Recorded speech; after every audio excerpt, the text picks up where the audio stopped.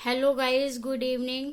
तो करते हैं हम अपनी प्रैक्टिस स्टार्ट यूपी टेट के लिए। और मैंने कल वाले सेशन में बताया था डेवलपमेंट के बारे में। तो उसमें मैंने कुछ स्टेजेस बताई थी और कुछ परिभाषा बताई थी, और मैंने बोला था कि इन स्टेजेस में हम डीपली बात करेंगे। ठीक है, तो अब हम उन स्टेजेस के बारे में पढ़ते हैं। तो पहली स्टेज है हमारी प्री नेटल पीरियड। इसको कॉन्सेप्शन पीरियड भी कहते हैं और प्रेगनेंसी पीरियड भी कहते हैं। ये हमारा कुछ 9 मंथ 10 डेज का समय होता है, और अगर हम दिनों में इसको काउंट करेंगे तो 280 डेज होते हैं। ठीक है, इसमें 3 स्टेजेस होती हैं: जर्मिनल, एम्ब्रियोजेनिक और फीटस। जर्मिनल जो होती है वो 15 दिन तक की समय होता है इसका। एम्ब्रियोजेनिक जो होता है वो 2 वीक से लेके 2 मंथ तक का होता है। और फीटस जो होती है हमारी वो 40 से लेके 42 वीक तक का समय होता है। ठीक है, दूसरी स्टेज है इन्फेंसी पीरियड, जो कि 0 से लेके 2 ईयर तक होता है। ठीक है, इसमें परचुनेट काल होता है, जो गर्भनाल तक के कटने का समय होता है। नवजात शिशु को न्यूनेट कहा जाता है। और जो हेड होता है वो पूरी बॉडी का 1/4 पार्ट होता है। इसमें जो वेट ऑफ द ब्रेन होता है वो 350 ग्राम होता है।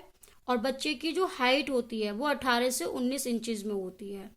और अगर हम वेट देखेंगे पाउंड में तो 7 से 8 पाउंड तक वेट होता है। और किलोग्राम में देखेंगे तो 3 किलोग्राम से लेके 3.5 किलोग्राम तक का इसमें वेट होता है बच्चे का। अब हम वेट ऑफ द ब्रेन की बात करेंगे, अलग अलग एज में कौन कौन सी एज में कितने किलोग्राम तक वेट होता है ब्रेन का। तो एट बर्थ, बर्थ के समय जो ब्रेन का वेट होता है वो 350 ग्राम होता है। 2 साल में जो वेट होता है वो 700 ग्राम होता है। 6 साल में जो वेट होता है वो 1250 ग्राम होता है। और 16 साल में जो वेट होता है ब्रेन का वो 1200 से लेके 1400 ग्राम तक होता है। ठीक है, यहाँ पे जो बच्चा सीखेगा वो सेंसेस से सीखेगा, क्योंकि इन्फेंसी काल है। यहाँ पे बच्चे की सेंसेस ज्यादा होती हैं। अडेप्टेशन की स्टेज है ये। वन वर्ड स्टेज है, यहाँ पे बच्चा वन वर्ड बोलने लगता है। रैपिड ग्रोथ है, और डेवलपमेंट भी जल्दी होता है इस वाली स्टेज में। अब दूसरी स्टेज है हमारी अर्ली चाइल्डहुड। चाइल्डहुड स्टेज थी जो कि 2 से लेके 12 ईयर तक की थी, जिसमें कि 2 पार्ट में डिवाइड थी: अर्ली चाइल्डहुड और लेटर चाइल्डहुड। अर्ली चाइल्डहुड की हम बात करेंगे, ये होती है 3 से लेके 6 ईयर तक की। ठीक है, ये इमिटेटिव एज है, एक तरह से अनुकरण की अवस्था है। यहाँ बच्चा अनुकरण से सीखता है। एनिमीज में इसमें टॉय एज है, बच्चा टॉय एज है, बच्चा टॉय से खेलता है अक्सर। इसमें टॉयलेट ट्रेनिंग की एज है ये। प्री गैंग एज भी बोलेंगे इसको। प्ले स्टेज है, सर्वव्यापी न्याय की अवस्था है। सेल्फ सेंटर्ड होता है, यहाँ पे बच्चा खुद में ही रहता है लीन। तर्कहीन अवस्था है, यहाँ बच्चे के अंदर तर्क नहीं आता। फास्टेस्ट लैंग्वेज पीरियड है, यहाँ पे बच्चे का लैंग्वेज का डेवलपमेंट बहुत तेजी से होता है। सोशलाइजेशन भी बहुत तेजी से होता है, और फिजिकल ग्रोथ भी बहुत तेजी से होती है। प्री स्कूलिंग एज है। ठीक है, तो इस स्टेज में बस इतना ही था। अब है लेटर चाइल्डहुड, ये 6 से लेके 12 ईयर तक होती है। यहाँ पे रॉस कहते हैं उत्तर बाल्यावस्था जो है वो स्यूडो मिच्योरिटी का काल है। रॉस ने कहा है उत्तर बाल्यावस्था को स्यूडो मिच्योरिटी का काल। स्यूडो का मतलब होता है फेक, मतलब यहाँ पे बच्चा समझने लगता है कि मैं बड़ा हो रहा हूँ धीरे धीरे, लेकिन वो होता बच्चा ही है, क्योंकि वो 6 to 12 ईयर का होता है, लेकिन बच्चों को ऐसा फील होता है कि वो बड़ा हो रहा है, बट वो होता बच्चा ही है। स्यूडो मतलब एक तरह से फेक मैच्योरिटी सा हो जाता है उसके अंदर।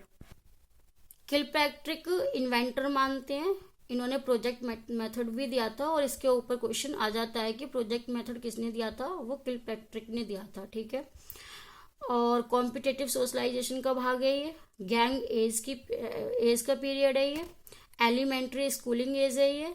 और सिगमंड फ्रेयार्ड ने इसको बोला है लेटेंसी पीरियड।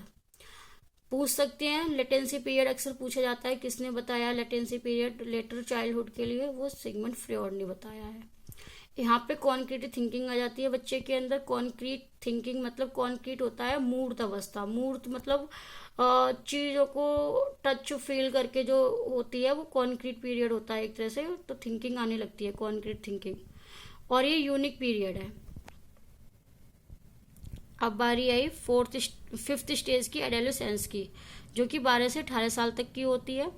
और WHO के अकॉर्डिंग जो होती है वो 10 से लेकर 19 साल तक की होती है। अगर WHO के अकॉर्डिंग पूछे तो 10 से 19 साल लगाएंगे। ठीक है, यहाँ भी एडोलेसेंस जो है वो भी दो स्टेजेस में डिवाइडेड है, एक तो अर्ली और दूसरी लेटर।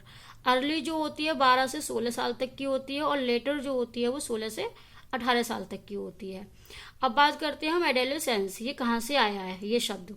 ये आया लैटिन भाषा के एडोलेसियर से, जिसका अर्थ होता है to grow to become mature. ठीक है, परिपक्वता की ओर बढ़ना एक तरह से। चाइल्डहुड और एडल्टहुड के बीच जो बच्चों को जो कहते हैं ना, वो एडोलेसेंट कहते हैं, मतलब किशोर या किशोरी बुलाते हैं। चाइल्डहुड और एडल्टहुड के जो बच्चे का जो होता है उसको हम एडोलेसेंट बुलाते हैं। चाइल्डहुड और एडल्टहुड के बीच का जो पीरियड होता है उसको ट्रांजिशनल पीरियड कहते हैं। स्टैनली हॉल ने अपनी बुक जिसका नाम था एडोलेसेंस, उसमें लिखा है, उन्होंने बताया कि किशोर अवस्था जो है वो संघर्ष और तूफान की अवस्था है, स्टैनली हॉल ने बताया है। और अक्सर पूछ लेते हैं स्टैनली हॉल की बुक का नाम, तो एडोलेसेंस है उनकी बुक का नाम। और इसी बुक में इन्होंने बताया है कि किशोर अवस्था संघर्ष और तूफान की अवस्था है। इस अवस्था में ग्रुप का प्रभाव रहता है, बच्चा ग्रुप में ज़्यादा रहता है इस अवस्था में। और एरिक एरिक्सन ने इसको पहचान का संकट बताया है, आइडेंटिटी क्राइसिस बताया है। यहाँ बच्चा अपनी पहचान ढूंढता है। ठीक है, लैक ऑफ स्टेबिलिटी रहती है इस वाली अवस्था में, और एडजस्टमेंट की कमी रहती है। और इस वाली जो अवस्था है ये ना फीलिंग और रिवोल्ट की भावना रहती है, विद्रोह की भावना इसमें रहती है। और इसमें लीडरशिप स्किल का डेवलपमेंट होता है, वोकेशनल एंजाइटी भी होती है, करियर वगैरह की टेंशन हो जाती है कुछ बच्चों के अंदर। इमोशनल स्टेबिलिटी कभी नहीं होगी ये वाली अवस्था में, बच्चा इमोशनल अनस्टेबल रहेगा।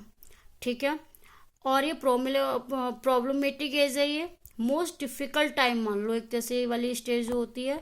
इसको हम गोल्डन पीरियड भी कहते हैं, एक तरह से ये गोल्डन पीरियड है। इस अवस्था में क्या होता है, बच्चा या तो बनता है या बिगड़ता है, दोनों ही वो रहते हैं इसमें, इसलिए इस अवस्था को गोल्डन पीरियड कहा गया है। अगर बच्चा इस वाली एज को अच्छे से यूज में लाता है तो एक तरह से बच्चे के लिए गोल्डन पीरियड है। ठीक है, इसको स्प्रिंग सीजन भी कहते हैं, बसंत ऋतु भी कहा गया है इस वाली अवस्था को। और ये हीरो वर्शिप एज है, डे ड्रीमिंग एज है, मतलब डे ड्रीमिंग में रहती है बच्चे इस वाली एज में। और एडोलेसेंस ईगोसेंट्रिज्म है। ठीक है, मैक्सिमम डेवलपमेंट हो जाता है इसका, इसमें इंटेलेक्चुअल का मतलब बुद्धि का ज़्यादातर विकास हो जाता है इस वाली अवस्था में, ज़्यादातर हो चुका होता है। अब कुछ इस वाली स्टेजेस में ना ईटिंग डिसऑर्डर होते हैं, और अक्सर इनसे क्वेश्चन जरूर बनता है। पहली बात तो ये पूरी स्टेजेस ही मोस्टली हैं, इनसे क्वेश्चन अक्सर पूछ ही लेते हैं, लेकिन ईटिंग डिसऑर्डर के ऊपर भी पूछे जाते हैं क्वेश्चन। इसमें दो तरह की ईटिंग डिसऑर्डर होते हैं, एक तो एनोरेक्सिया नर्वोसा होता है, एक बुलिमिया नर्वोसा होता है। एनोरेक्सिया नर्वोसा जो होता है ना, ये फूड सैलिवेशन है, और ये ज़्यादातर ना महिलाओं में पाया जाएगा, फीमेल्स में पाया जाता है ये। और जो बुलिमिया नर्वोसा है ना, ये ना अटेंशन सीकर होते हैं। ये क्या करते हैं, ज़्यादा खाने के बाद उगल देते हैं, इनको लगता है कि मैं ज़्यादा खाऊंगा तो कोई मोटा ना हो जाऊं, ये चीज़ इनके अंदर आ जाती है। ठीक है, तो ना अटेंशन सीकर होते हैं, तो ज़्यादा खाने के बाद उगल देते हैं, निकाल देते हैं मोटे वोटे होने के चक्कर में, ये सब इनके अंदर आ जाता है। तो बस यही थी स्टेजेस के बारे में। आज अगर सेशन पसंद आया हो, अच्छा लगा हो, तो प्लीज़ लाइक करें, सब्सक्राइब करें, शेयर करें।